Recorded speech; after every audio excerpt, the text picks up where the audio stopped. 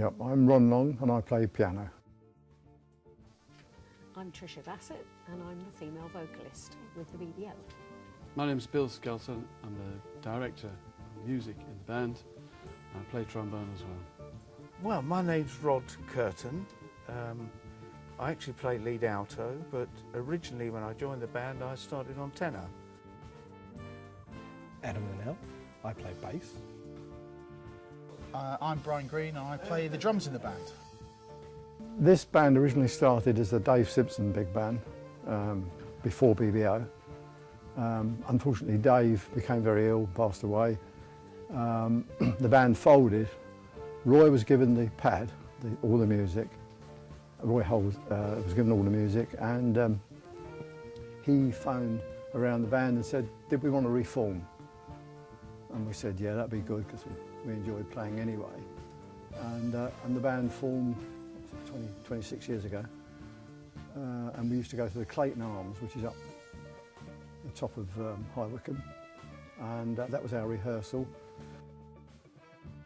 Roy asked me to sing with the band when he came along to a jazz gig I was singing at, which was at Colebrook, and he said he was running a big band and would I be interested in coming along, and I said no, because I didn't think I could do it. I joined the BBO from Depping with the band. I was sitting in on trombone, filling in for other people that couldn't make it. And then one guy left and Roy asked me to join the band. And that's how I ended up playing in the band. Having played in the Air Force for 22 years in the RAF Central Band. I came to join the band in 1993, December, and the bass player had just left. That was Bill Berks. And I can't remember who called me in, but I came as a dep. In fact, the first rehearsal was not at the Clayton Arms. It was December, so they couldn't have the Clayton Arms. It was up in Stokenchurch at the Village Hall. Well, I did a couple of rehearsals for Roy before I actually joined, which was at Lane End, when they were playing at the Lane End venue. But I can't remember actually the first gig, but you know, we started doing the end of month concerts at Lane End, and you know, I just kept going from there. I became the conductor of the band when the chap who left, he decided he didn't want to play anymore and conduct the band anymore. So, and Adam came straight up to me and said, would you conduct the band that night? And I just straight away said yes. That was it. I think it was the following week he asked me again, and I said yes. Prompted by my late husband. I've been in the band about 16 years now. Jeff told me I could do it. As simple as that. We only started as a rehearsal band. There was no intention of playing for public or gain or whatever, you know. And the chap that ran the pub said to us, would we play for the High Wycombe Hospital Mothers and Babies unit just as a one-off thing, and we did. And it just took off from there, you know. Every month then somebody was coming along saying, will you play for us, and can we? And so that's how the charity aspect started. Roy Hole founded the band back in 1986, I understand, from the legend of playing at the Clayton Arms in Lane End. And yeah, it was all his inspiration, following on, I think, from a previously defunct band. So it started as a rehearsal band, and then it's grown into what it is now, 25, 26 years later. The first gig I did was at Marlow, at the one of the theatres. I can't remember the name of it, dreadfully, that may be. And as I say, the first song I sang got counted in wrong. We had to stop and start again. The band's always raised money for charity. It's just one of those things that you know, I joined this band and that's what we did. The value of the band is it's a great band, but it's a fun band. You know, everybody enjoys it, and it's great to play good music, have fun, and we do a lot of charity things. As you know, the band's earned a lot of money and very rewarding. My favourite song at the moment is At Last, which was originally made famous by Etta James. The lyrics, I think, for me sometimes are quite appropriate. I think back to my dear late husband Jeff. I would think my most favourite song is Basie Straight Ahead. Lots of solo piano to start, easy. I still enjoy playing the trombone, yeah. I mean, I started when I was 11, so I'm now 60, so it's a long time playing the trombone. But I enjoy conducting. I really enjoy it. So yeah, trombone's the best one. We always said that Sammy Nestico wasn't around in those days, and had he been around, we'd have had some great arrangements. So I think that's one arranger that sort of sticks out a bit.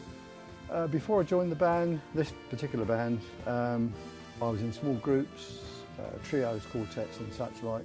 I did solo work on organ, which is my main instrument really, rather than piano. Pubs, clubs, and so on, you know. And the Dave Simpson band was my first experience of actually playing in a big band. And I've been with them ever since, I'm afraid. I just got the bug.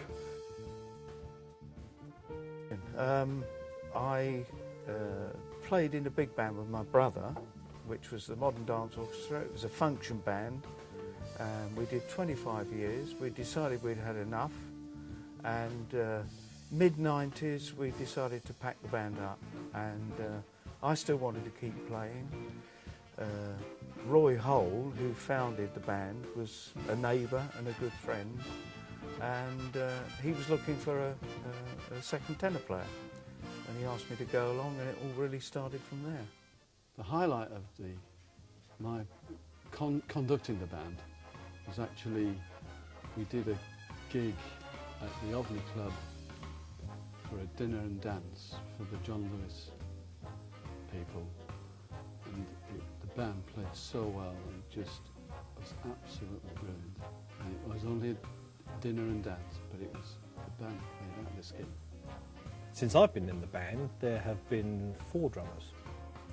Mike Cox lasted for a long time, and eventually Mike moved on. Mike Cox was replaced by Jim Henderson, who's an American guy, great drummer, and he was known for always having a small plush toy of animal on the front of his drums. It went everywhere. After Jim Henderson, we had Bobby Orr, amazing drummer. He stayed with us for just over a year. I think we must have put him off in the end. When he left, then Chris Dennis came in, and Chris stayed for quite a while. And then this little drummer who had been around 15 years before caught up with me, and Brian came and joined the band after being press ganged at a educational IT show. 2008, following Chris Dennis into the band, I depped for him for a couple of years on and off, and then joined the band asked by Adam if I'd replace Chris because he got very busy with a young family. My family's getting older, as you can tell. So, you know, month-end concerts have been the staple diet of the band, really, really important. And then, of course, we do other events, you know, for charities come along and say we need to raise some money. Can you put on a charity ball for us, or be the attraction for the charity ball? We'll go and provide the entertainment. And then we play on a much reduced fee. That's our contribution to the charity. We just take expenses to petrol to get there. And then that contributes enormously, of course. If they've got entertainment at half the price or a fraction of the price, then of course more of the ticket money goes to the charity and raise much more money for it. So lots and lots of events like that, including the month-end concerts. One of my highlights of playing in the band over there would have been playing at the Albert Hall for the Burma Star Association in front of Prince Philip. That was a very enjoyable day, and one I remember. Dave Young, my very best friend, got me to come and dep in the band when I was very young. Tom, his dad, have known him since I was a child, so Tom Young was one of those guys. And so, you know, I've got a deep emotional connection with the band, as many people have, you know, still. Yeah, no, there've been a lot of people through the band, some very good people, done, you know, great things. Good musicians, very varied bunch of people from all sorts of backgrounds, professionals and people who do it for fun. People like Mickey Booker, who we haven't got on tape yet, you know, great player, first tenor. You know, he's done an awful lot of great things for the band, really important member of the band who's still here 20 years after starting. You know, with people like Adam, bass player, Ron, keyboard player, Tricia, who retain the heritage and the history from the very beginnings. You know, what you know, Roy started, and hopefully we're just trying to keep that going for him. We contributed to the Scanner Appeal in High Wycombe, you know, the Ian Rennie Hospice we've done a lot of work for, Macmillan Nurses, the Alzheimer's Disease Society, smaller charities like the Elizabeth House of Thrackle Heath, which supports and provides daycare, I think, for older people, somewhere to go, smaller modest charities who need our help, but mainly local ones. That's the kind of crucial element, that's our connection with our community, local charities, so yeah, a lot. You get to play music, and the music I enjoy, for charity.